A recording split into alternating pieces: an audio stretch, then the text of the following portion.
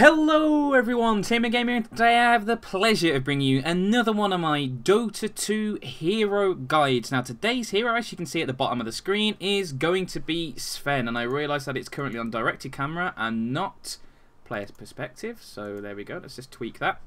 There we go. Now Sven is a strength carry hero, he's a melee hero, and he's a hero that you see a lot of new players play. He's quite forgiving, and I'll get into some of the reasons why he's quite forgiving in a little bit, but as always, let's talk a little bit about his skills. Let's talk a little bit about his item builds. Now, this is a pseudo greedy build I've gone here. I've gone Quelling Blade first. Sven's base damage isn't the best. It's 55, which is certainly manageable. I haven't got any stat items here. For example, I could have bought a couple of Gauntlets of Strength instead of the Quelling Blade, but the Quelling Blade's nice just to get a little bit of easier last hitting.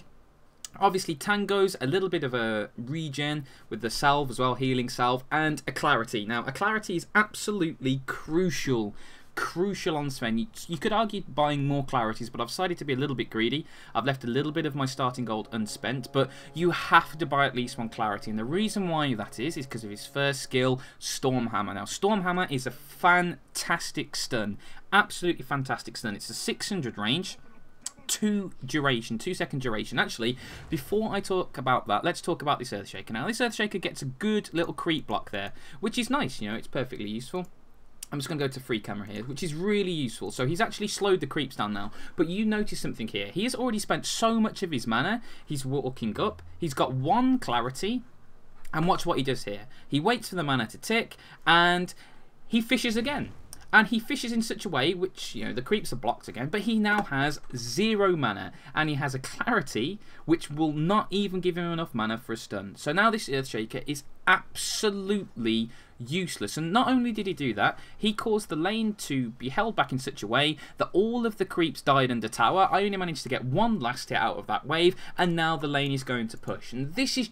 I was just fuming at this, absolutely fuming at it. It was so stupid because the first Fisher block would have been perfect. You know, the lane would have stopped there, very safe last hitting, and then it would have been great. But now, he hasn't got any mana to save me. Look, I'm already being harassed. I get a nice little stun off here.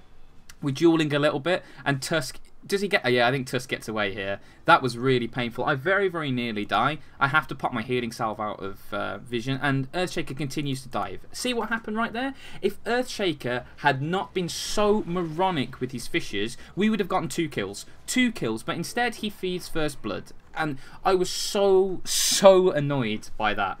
Because he pushed the lane, he ran out of all his mana, he didn't enable us to get the kills. He meant that it was harder to last hit, and then he fed first blood and the Tusk got away. It was just a disaster. And now the lane is pushing horrendously, and it's going to make it a lot harder for me to last hit, because we're in the lane, which is a little bit frustrating here. We're up against a Tusk and a Wisp. You know, 2 melee heroes. You know, Earthshaker, melee hero. Sven, melee hero. You know, Io, he has a tiny range. He is technically a ranged hero, but his range is very, very small. You see there, that's not a massive range at all. But Tusk, again, with his Ice Shards, nice long-range initiation. Harassment has a lot more of a mana pool with the Wisp in lane. You know, he can tether him and then pop a clarity to boost his mana, all that good stuff. So they have a lot of staying power in lane. You know, I'm desperately trying to kite the creeps around so they don't go into tower and I get a little bit of an easier last hit, which is nice because, you know, last hitting is always useful. And Earthshaker didn't buy any sentry wards, so... The pull camp is blocked as well, so we can't even pull to regain control of the lane. So overall, in the first 2 minutes, Earthshaker has screwed this lane over completely hardcore, which is incredibly frustrating. It gives them a good advantage. So I'm level 4, Wisp is level 3, and this Tusk is getting to lane. Fortunately, he's out of the XP range for a huge amount of time, but it's just meant that the lane, which we should have been winning quite comfortably, is now a little bit frustrating, and I'm beginning to eat all of these balls from Wisp. I can't remember the statistical spirits. There's no special name for them. But this Earthshaker, he's doing the thing. You know, he's not pulling. He's not assisting me at all. You know, we get the double stun on Wisp. But, again, lack a little bit of damage. Can we kill him? Just get him before he tethers away.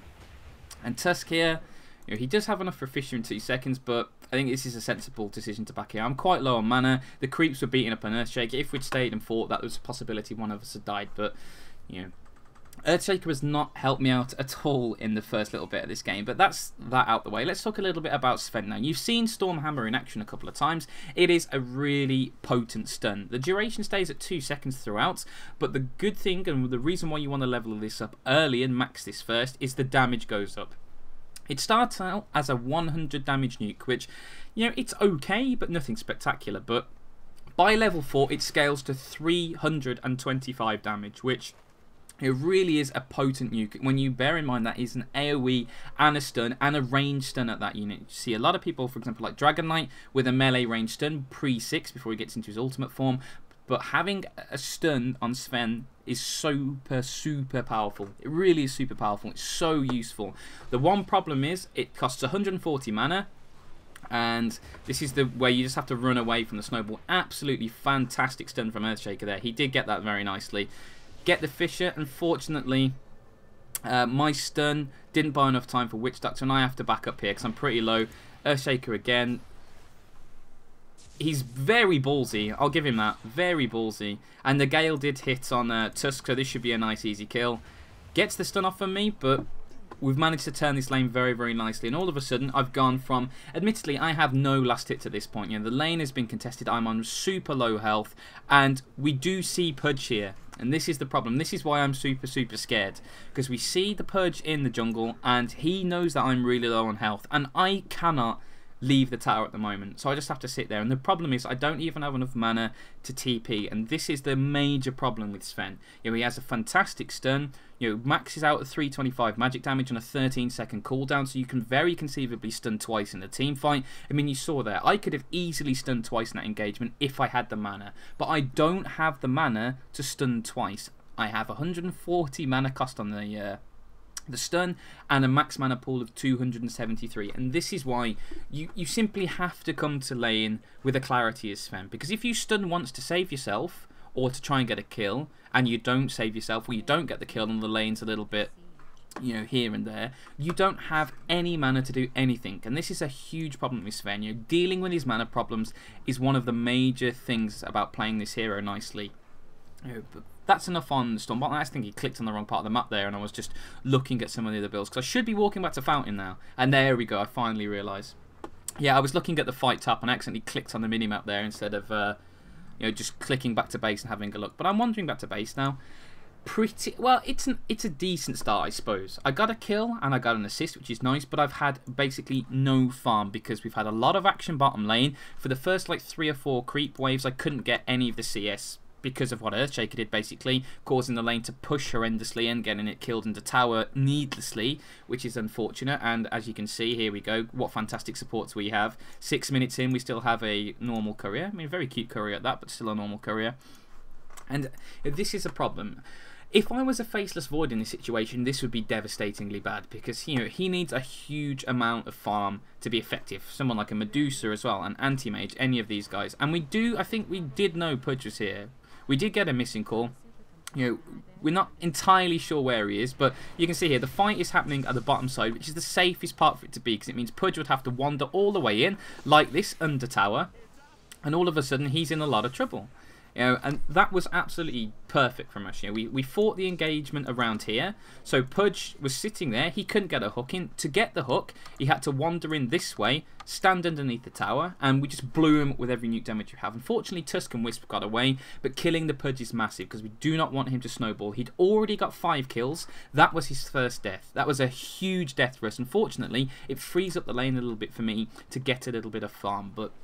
you know, swinging about all over the place because there's so much going on. And this is the good thing about Sven. You know, as long as you watch your mana, you can definitely contribute early in fights because of your stun, because of your mobility. And the one thing that gives you that mobility is Warcry. And you know, it's always useful to pick up an early point in Warcry. Level 2, level 3, somewhere around there, depending on how safe you're feeling in lane.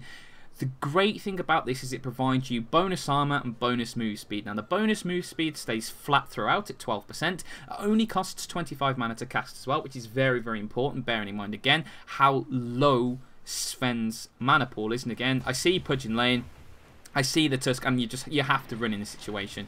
Unfortunately, I get ice sharded in. Just Witch Doctor's dead. He's dead. just run. There's absolutely nothing I could have done to save him now. I could have stunned him, and that would have interrupted Pudge's ultimate, but at the end of the day, he still would have died. And again, now I have to retreat. So even though I'm 2-0-1, I've only managed 14 last hits at 8 minutes, which is atrocious. There's no other way to describe this. It's absolutely atrocious. But when the game's paused, let's go back to Warcry now.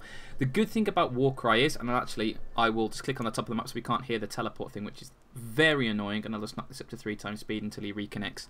But the great thing about Warcry, the bonus move speed is huge, because the big problem with a massive amount of melee carries, thinking about people like Lifestealer here, the main example of this really is Wraith King. Wraith King, he has a lot of potential damage, but kiting is a massive problem. The good thing with Sven is you can stun the guy, big AoE stun. You can Warcry to close the distance because it gives you 7 seconds of bonus move speed, so you can go straight in and do a huge amount of damage. Very, very useful to stun the guy, and I think that's Slark returning. So let's just knock this back down to 1. No, just 1. There we go. Excellent. And go back to base, because I think that's where I'm TPing, or I'm a TPing mid. Yeah, TPing mid, and this is a good decision here. Bottom lane, Pudge is actually rotating mid here, which is slightly worrying, but I have to get farm. I absolutely have to get farm here. And again, Earthshaker trying to steal my last hit, so he's ballsed up my lane. He left the lane, so I couldn't have any safe farming. He came mid, and stun him, Earthshaker, stun him, stun him, stun him, stun him, stun him, please, please. Oh. That was the thing that really made me mad about this guy as well. I was hooked. He was standing there, and I was standing here, and the hook was in his plain vision. And he just let me stand there. He just let me stand there and die. I was so annoyed. Because this is what I mean. I've had a very shaky start to this game. And it's just, I've been ballsed over in a number of different ways by my own supports. And this Veno looks incredibly dead here. He really does look dead. And yep. That's the end of Venomancer there, unfortunately.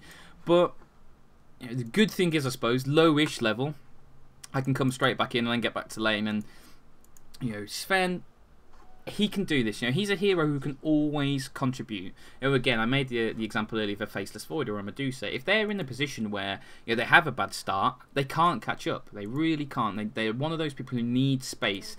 Sven, you can build very, very early items on him and contribute. And this is what I've decided to do here. You saw me a few minutes ago pick up a Bracer.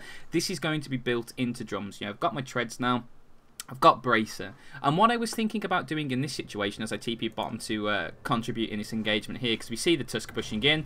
We get the Fisher. The Gale does hit him. I could pop Warcry here, and I probably should.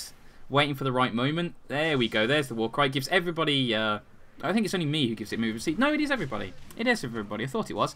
It gives all of us movement speed there, and I clean it with a double kill. And here comes the Warlock. And good Fisher. You just clip him, but you see the mana problem here. Don't have enough mana for a stun. This is the major thing. And this is why getting a Bracer building into drums is super, super useful. But I'll explain to you what my thought processes were here at this point. I got this Bracer because the lane was under pressure. I was doing a lot of early fighting, and the stats are fantastic. The extra strength gives you lots of health. The damage is nice. The intelligence is nice with a little bit of extra mana. Venomancer gave me a free bottle charge there, which is absolutely beautiful. And actually, I'll just put it on player perspective for now, just so I can follow around and while I'm talking about these items. Very, very useful item. It builds into drums, and I'll talk about drums a little bit more when I complete it. But at this stage of the game, I was thinking, right, I've got myself 4 kills now. Got myself 4 kills, and why Earthshaker stayed there, I have no idea, but whatever. I think we've safely assumed that this guy is bad by this point. There we go, I managed to escape those ice shards, but what I was thinking of doing now is building straight into a Mask of Madness, and Mask of Madness is a very good item on Sven, and this is an item you rarely see on any hero, really. It's often known as quite a bad item, but you see there, I pick up the Morbid Mask. The good thing with picking up a Mask of Madness on Sven is, it gives you a little bit of extra survivability. Obviously, lifesteal is fantastic. 15% lifesteal on the straight mask. Mask of Madness as well. Good lifesteal. Keeps you alive in fights more. Enables you to jungle effectively as well. Because, especially in a game like this, I needed to go to the jungle. And you can see I'm just checking the fight out here while I AFK jungle. And if you... one sec. If I just go to a bit of free camera here. and click. This is exactly what I'm doing. And this is why I decided to go Morbid Mask before I picked up Brace, because there are no safe lanes for me anymore. When you think about it, this team have some frightening gank. They obviously have the Purge. Everybody's seen a Purge if you've played a bit of Dota. You know, he is a ridiculously frustrating hero, and you see me die to him a couple of times in a little bit. One kill especially when he actually picks up a Shadow Blade, and I wasn't expecting to get any kills me. And having a DD Pudge wander around your jungle is just terrifying. You know, Venomancer's pretty dead here. I did Warcry in. I tried to get there in time to save him. Couldn't save him, but the good news is I actually managed to pick up the kill. And again, killing Pudge as often as possible is nice. Unfortunately, he did kill the Venomancer, but you know, at least we managed to pick up the kill. And Timbersaw is doing work at the moment. Yeah, here we go again. Waiting. I'm just waiting, and then get the stun in to save, and we managed to clear up the golem as well. So this is a really good team fight for us. Admittedly, we lose the Venomancer straight off the bat, but I keep the Timbersaw alive with that stun, pick up a few nice kills, and we kill, you know, Wisp and Tusk. So we kill this lane again, and now I can go back to jungling. And this is a good thing about a Morbid Mask. You know, I was on 50% HP. I probably would have had to go back to base without this item, but this enables me to stay in the jungle and just get a little bit of farm. But what I actually think I do next is complete my drums, because I end up dying in a little bit here, caught by surprise by Pudge. And as you can see, Pudge has picked up a Claymore here, so he's building towards a Shadow Blade. So that's an item you don't often see on Pudge, but it's not the weirdest thing in the world. You know, you do see it occasionally, and it just means it's even more threatening to gank. So you've got a Pudge, you've got a Tusk who's really good at initiating, you've got the global teleport in from Wisp with his ultimate, you know, relocating, and he can destroy us. You know, it's just not safe for me to appear in lane at the moment. It really isn't, because if one hero is there, for example, if a Pudge is there in lane and they relocate on top of me, and you actually see that happen in a little bit, I'm dead. I'm just flat out dead. So I need to be able to jungle, and picking up the Morbid Mask early enables me to do this. But as you can see, I've completed the Drums of Endurance, and drums are a tremendous item. They really are a great item. And pretty much every single patch you see drums get a little bit of a nerf, and you see me stunning a few creeps here to jungle a little bit more efficiently. This is something you can do.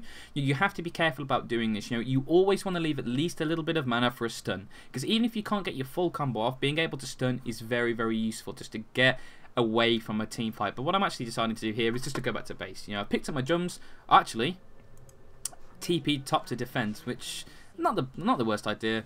You know, I immediately scare Slark off, don't have to use any mana, and I get a little bit of farm here, so I suppose that's not bad. Tusk reveals himself, so I have to be careful. Decide to go in for the last hit and then back up a little bit, you know. When you're around this amount of HP, you've got to be careful. And Venomancer comes in. He actually gives me a bottle charge here, I think, as well, which is nice. And I can't remember if we actually go on this Slark. It's going to be hard to kill Slark. He doesn't have enough mana for his ultimate, but he's very elusive. He could pounce away. It's one of those things, you know. Talking about Sven's stun as well, one thing I do want to quickly mention, because it's actually quite an unusual stun. You know, because it's AoE, it hits everyone in a 200 radius, I think it is. Actually 255, slightly larger than I was expecting, which is actually quite nice. But the good thing about this is actually, with a Lincoln Sphere, Lincoln's only blocks this stun if you are the targeted person, because, you know, it's an AoE stun, but you actually have to target it at someone. So if you target it at someone with a Lincoln's, it's blocked as normal. However, if someone with a Lincoln's is standing in the radius of this stun, they don't have the Lincoln's proc, so you can actually do damage and, you know, with someone with the Lincolns with this stun, which is really, really nice actually. But you know, it can be dodged with blink, stuff like that, so pretty standard. But that's actually a really unusual mechanic to see there, so that's something I did want to quickly mention before we get a little bit sidetracked here. But you know, talking about drums, drums is just absolutely fantastic on Sven, because it gives you 9 to all attributes, so it gives you a bit of attack speed, it gives you damage and health through strength, and it gives you mana. Sven's mana gain is awful. Yeah, I'm level 11, I have 27 intelligence. That is just awful. It really is bad. So you need to supplement that as often as possible. And the drums is a great way to do that. You know, this is quite dangerous here. This is very, very dangerous for me to do. And I do hear this teleport come in, and I just book it. You know, you have to book this here. Pudge, he wasn't on the map at this point. You know, we do see Timbersaw get killed here. And I should have really noticed, and Scribbles is inviting me to play Dota. Sorry, Scribbles, I am busy at the moment. I will play in a little bit, but you know, this is really, really risky here. I've gone into the fight a bit late. I get a nice stun off, and I just have to run here. Earthshaker gets the Fissure in. I do pop Warcry again. Bonus move speed, absolutely fantastic. And then we reinitiate.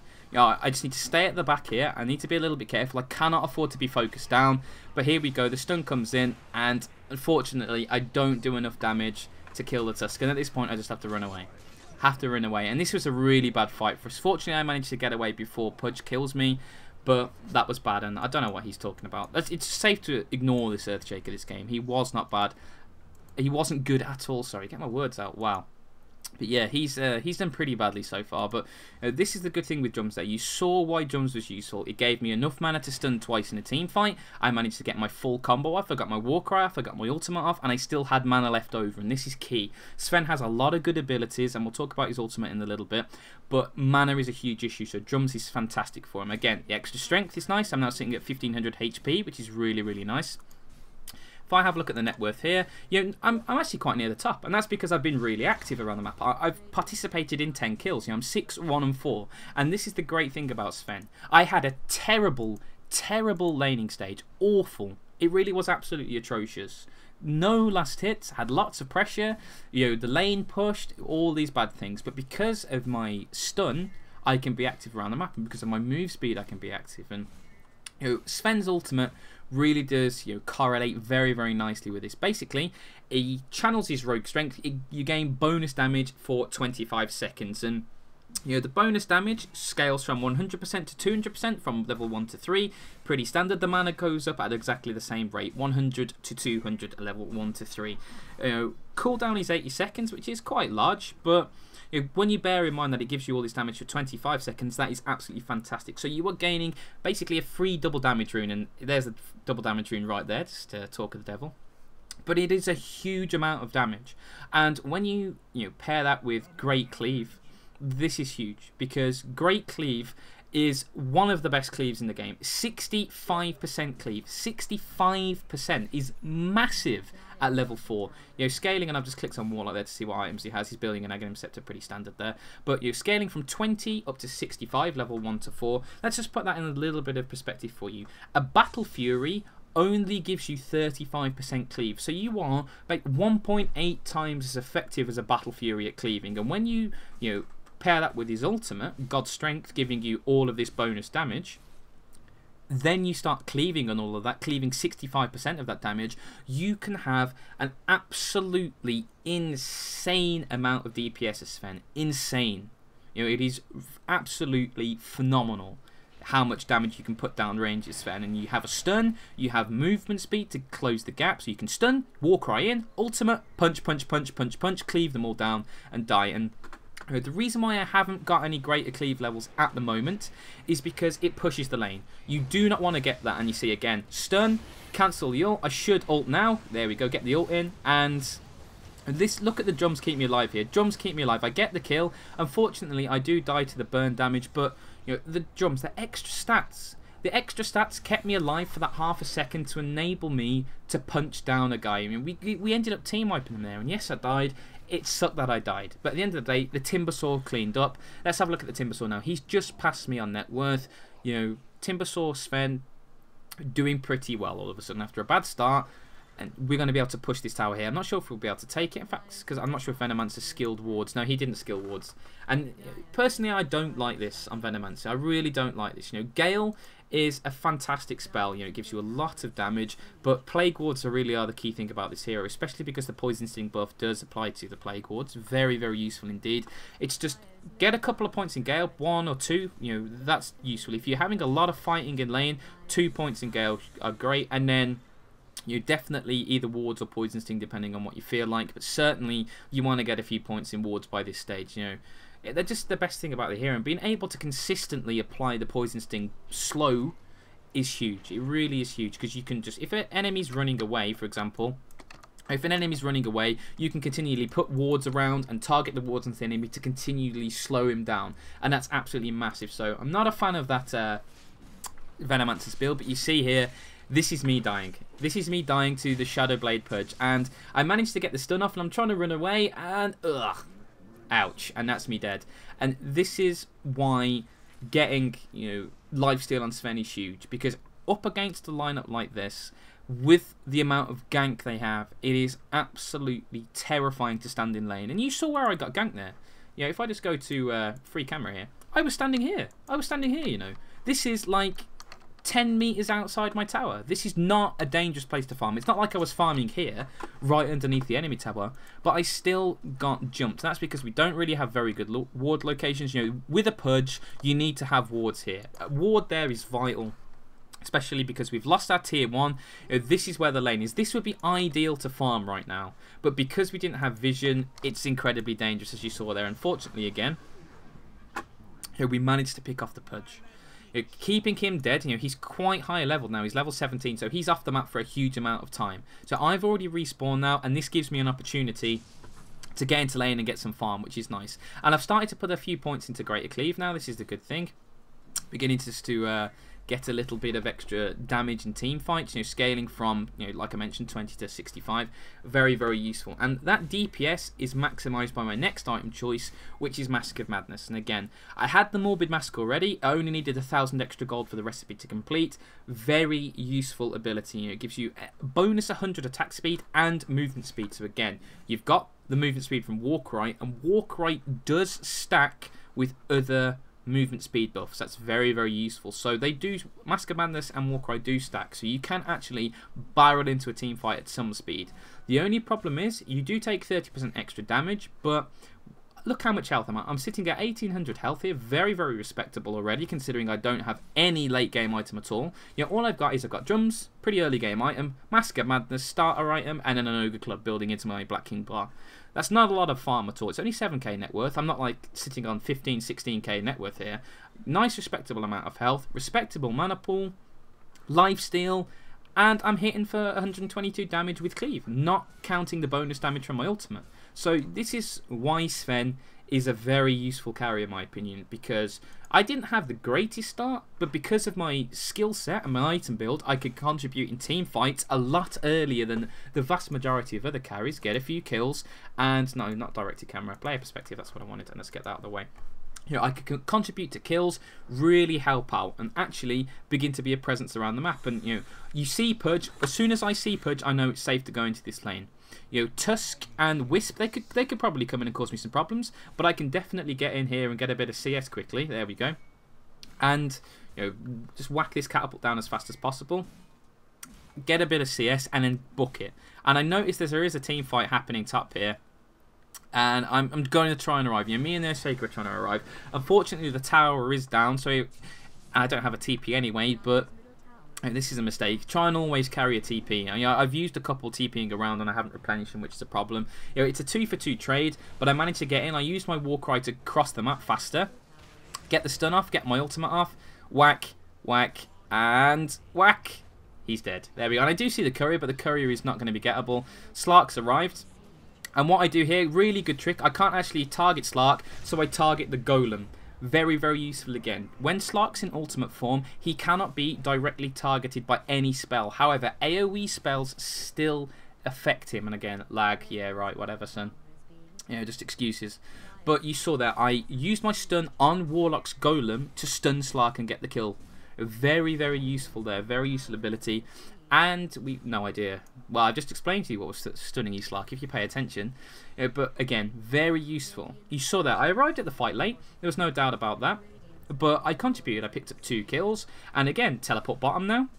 Pick up a TP from the side shop. Scribbles drives off the Marauding Tusk. And I'm missing last hits because I'm bad at Dota. But there we go. Got one there. God, that was cringeworthy last hits. And Venomancer! Boo. Stealing my CS. And again, Shadowblade Pudge here. Fortunately, he cancels his ult there, and I actually managed to get them all in the stun, and I still die. I was trying to man mode it up. I was expecting faster TP support, but unfortunately I died there. But that is going to be a dead IO. That it was just brainless a little bit from Witch Doctor there. Standing still in front of Pudge. He was lucky to live, and Timbersaw, I can't remember if he gets him or not. He does dust him. Get away. Yes, well played. So again, Pudge dies. And Tusk dies. So, they teleported in there. They blew a huge number of cooldowns. I mean, they blew a lot of cooldowns to kill me. And they didn't manage to pick off Venomancer. Venomancer stayed in that fight a long, long time. Teleports, I mean, it's why you always carry teleport scrolls. Teleport scrolls are a good idea. Witch Doctor teleported in, Timbersaw teleported in, and we cleaned the team fight up. We turned what would have been a 1-0 into a 3-1 in our favour. Very, very useful. And this is one thing the enemy team did really well this game is D-Ward. Warlock D-Warded very, very nicely there. Just keeping us down, which is a little bit frustrating. And unfortunately, this is me again being an idiot. I bought out my BKB during the middle of that engagement, and I forgot about it. So I actually do have my BKB now, and you can see that I've queued up my Daedalus, because that's what I did. I saw the BKB, I bought out before I died, so I didn't lose all the gold. Queued up my Daedalus next, and went, I don't need to call the courier. That's a good idea, isn't it? So I currently have a BKB sitting on the courier, and I've forgotten about it, because that's what happens every now and again. I just forget things. But Black King Bar is probably a core item on Sven. It really is a core item. Now, the reason why I didn't rush it first and I went sort of Drums, Mask of Madness, because you see some people just go either straight BKB, they go like Treads, Drums, BKB and skip the Mask of Madness, or they just go Treads, BKB. Because BKB is incredibly good on Sven. The Yoga Club gives you strength, it gives you damage, and it gives you magic immunity. So, magic immunity is absolutely massive. And if you look at the enemy team, to be fair, they don't have a huge amount of magic damage. They have a little bit from Tusk, they have a little bit from Wisp, and they have basically the damage from Warlock. Slark is right click, Purge, a lot of pure damage there as well, which is nice. And Dismember can actually target you when you're BKB'd. It won't do any damage, but it will hold you in place. So BKB isn't as good against this lineup as it would normally be, but it's still a fantastic item on Sven because it gives you HP, gives you damage, gives you survivability, and you've already got solid armor. You've got 11 armor. When you Warcry, you gain bonus armor, like I mentioned, starting out 4, scaling up to 16. So late game, you're getting 16 bonus armor from Warcry, which is absolutely huge. And see again, Slark dodges the stun, like I mentioned earlier. You can dodge that stun with a blink ability, like you saw. So he dodged the stun very, very effectively there. But I turned up, scared the tower. The last thing you want to do in Dota is give up towers for free. It's awful. This is the thing you see a lot of new players do. They'll see like 1 or 2 people pushing a tower and they won't respond to it. And like a support will just be able to free push a tower and get kills. And you're just thinking, what's going on here? You've just given away 1,000 gold for nothing, for no competition, nothing at all. Obviously, if they're 5-man Doom pushing a tower, don't go up on your own because you're just going to feed. But like this Slark here, I can quite easily just say to Slark, you can't solo push this. I'm keeping the lane pushed out. I've got 4 levels of cleave now, so I'm cleaving for 65%. And they're going to find it really hard to kill me here. You've got another Shadow Blade on Tuck. Now, I'm not watching Scrubs. Tusk, there we go.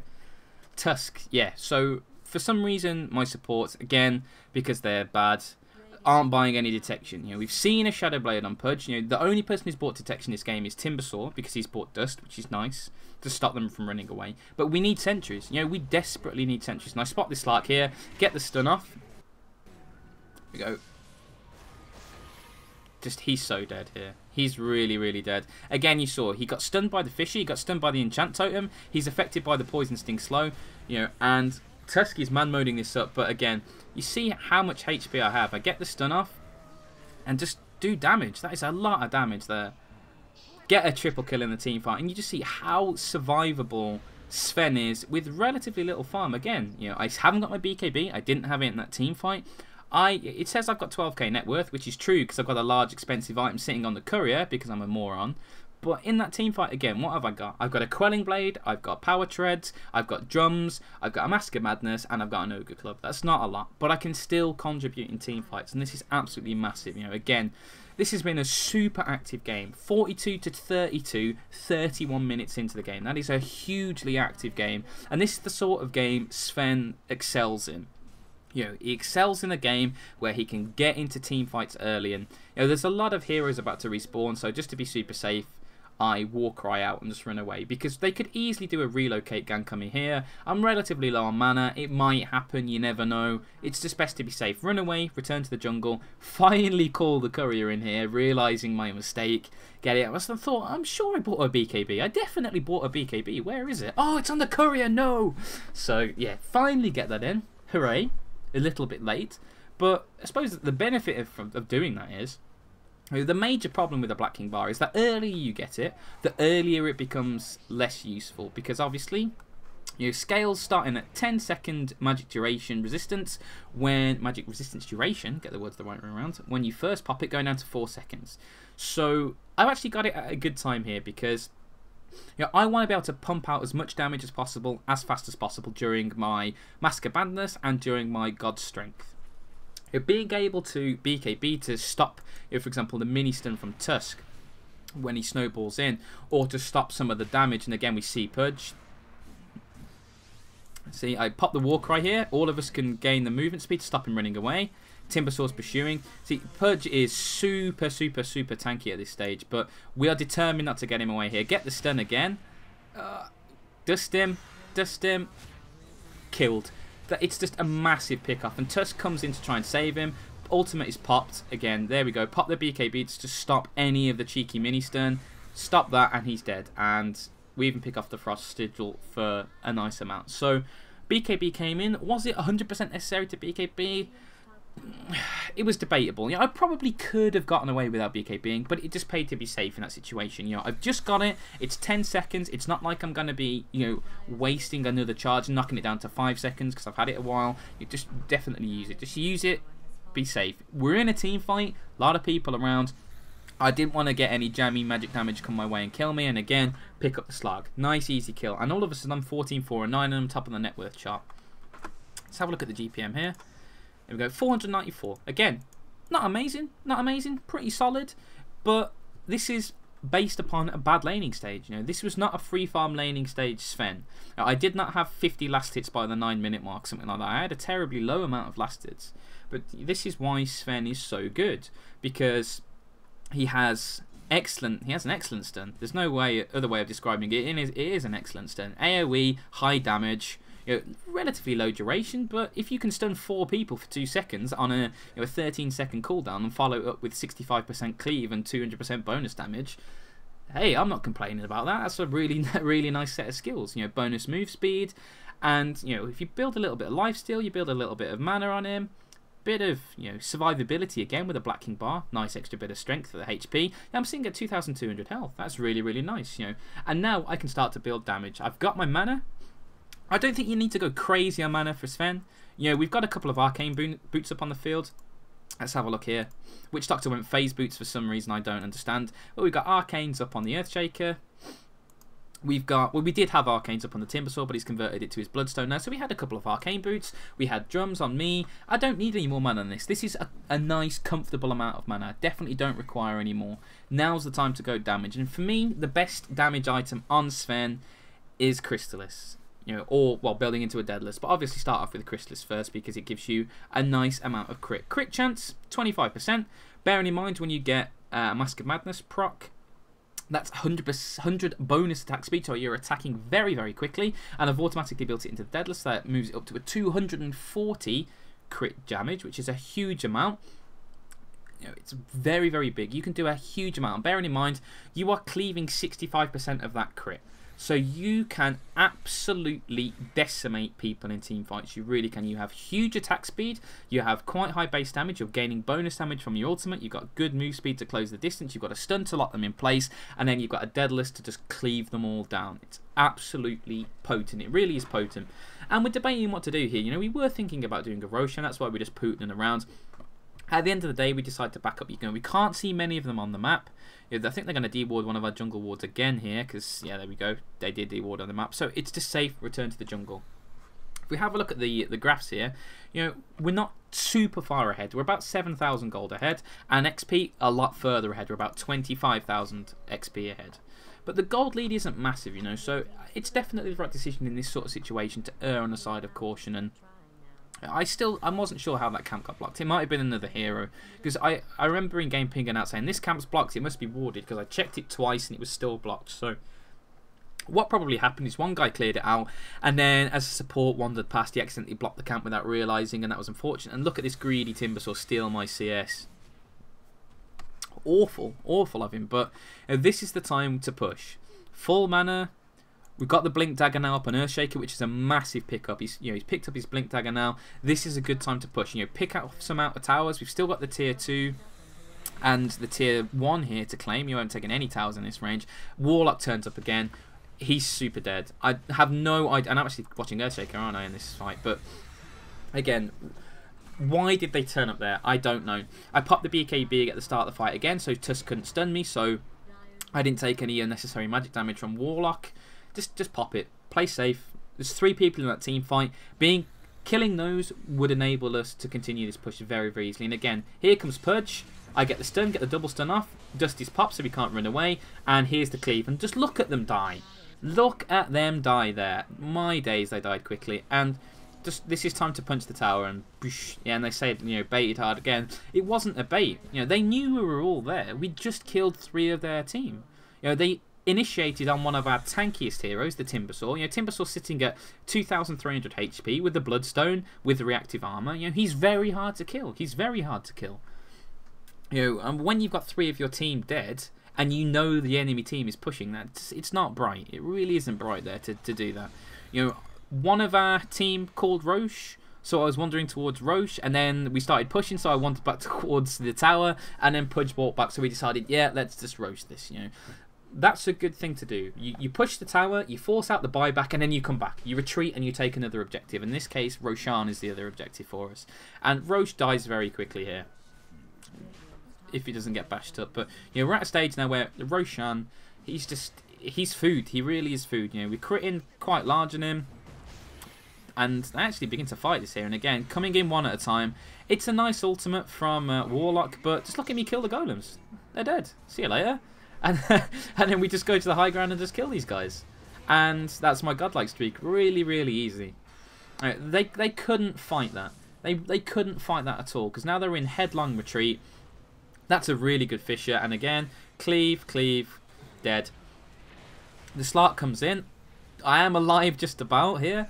The Warlock, the Witch Doctor heals, keeps my ass alive. The Witch Doctor, very useful support in that situation. I just back up. Slark's still on full HP. I'm just waiting around to see if I can get a nice stun off. Waiting. See him get slowed, see him get blinked on.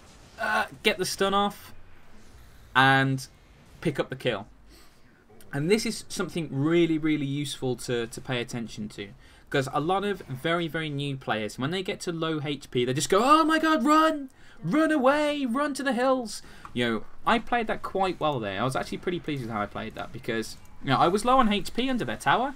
I retreated to the high ground, so they couldn't see me, but I was still in a good position to react. I saw the Slark run away, I saw my teammates chase him, and then I ran in, got the stun off, and we got the kill. That was very well played. I didn't book it, because if I'd just carried on running, I would have been about here, right down the bottom of the map, and all of a sudden, when Slark was here, I might not have been able to stun him. He could have pounced and he could have got away. But now we killed the Slark, I get healed up by the Witch Doctor, and we take 2 lanes of racks uncontested. That was really, really nicely played. I was pleased with how I played that team fight there. Every time you leave a BKB on the courier, you do have a good team fight, so that's the flip side of this. But we can continue just to punch this racks. I'm already pretty full health, and again, you see, 1 arcane boot, nice bit of jumps.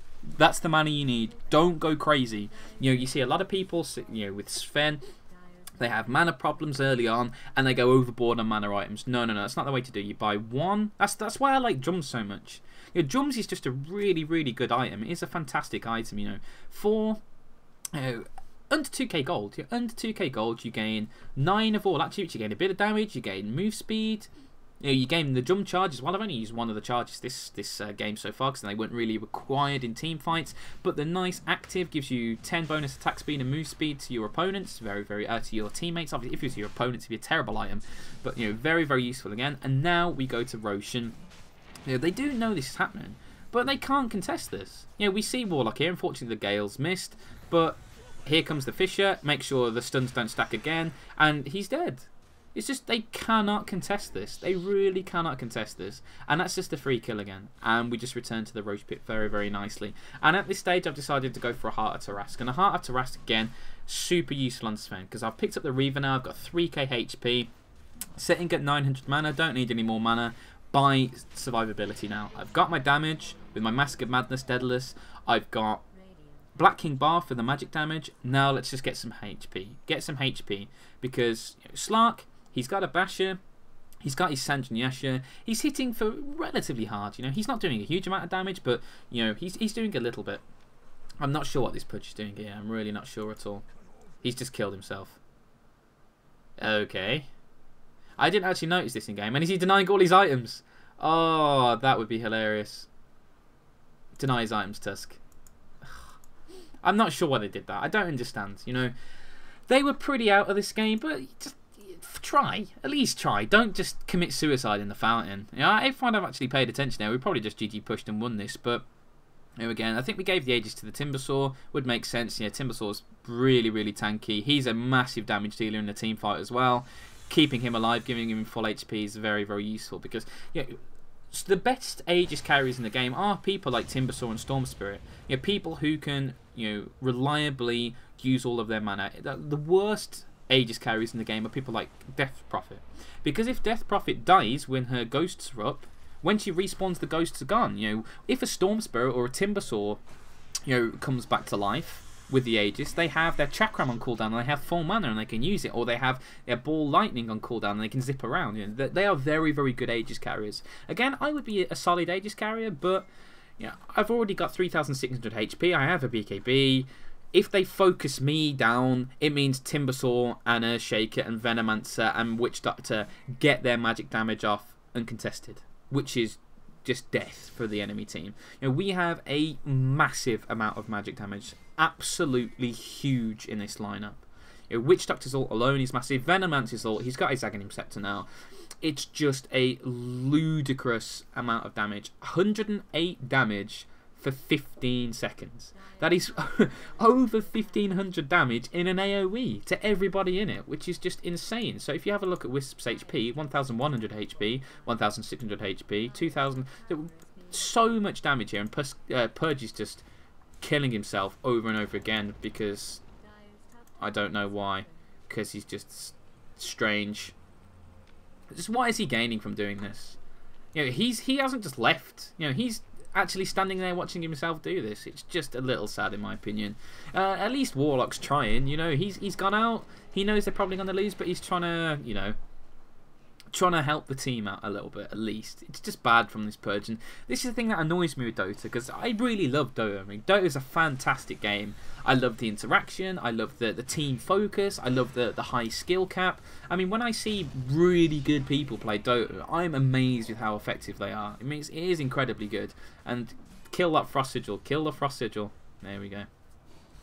But this is the thing that really lets Dota down for me. People like this Pudge, who just randomly kill themselves all the time. And I actually didn't notice this in the game, and it's just awful. And Tusk was saying, what a crappy Purge. And I couldn't really understand why. It's like, Pudge, he did alright, he got a few kills, but now I see why he was so unhappy.